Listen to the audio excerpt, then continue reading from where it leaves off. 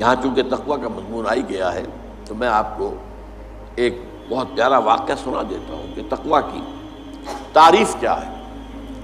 اس پر حضرت عمر رضی اللہ تعالیٰ عنہ کی مجلس شورا میں بھی بحث چھڑ گئی۔ تقویٰ کسے کہتے ہیں؟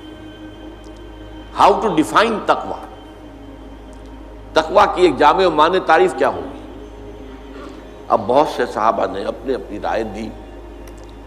حضرت ابی بن کعب رضی اللہ تعالی عنہ کو خاموش بیٹھے رہے، اور یہ وہ صحابی ہیں جن کے بارے میں حضور کی حدیث یہ ہے اقرؤہم ابی بن کعب، میرے صحابہ میں قرآن کا سب سے بڑا عالم اور قاری جو ہے وہ ابی بن کعب ہے۔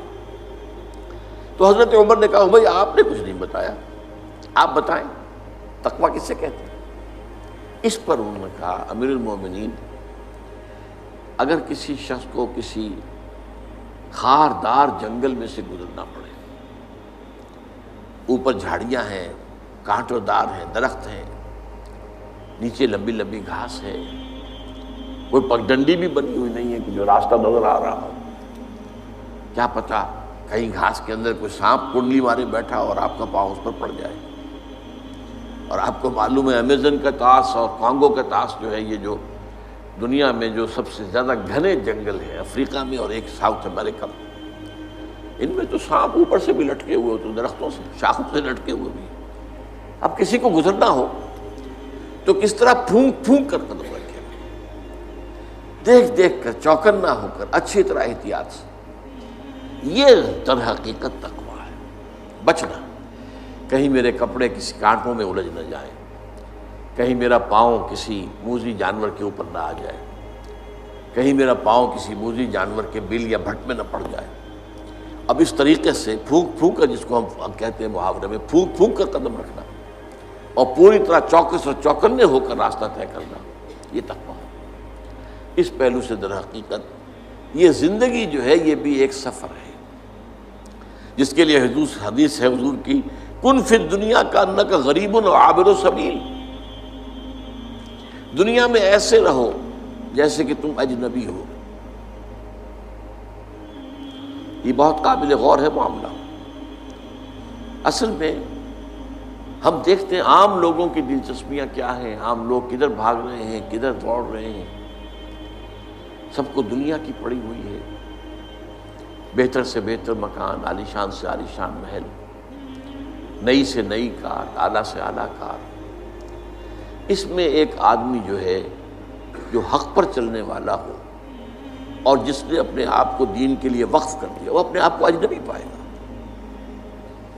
میری سوچ اور ہے، ان کی اور، انہیں دھونی کسی اور چیز کی ہے، مجھے فکر کوئی اور دامن کی ہے، تو اجنبی، وہ اپنے آپ کو اس ماحول میں اجنبی پائے گا۔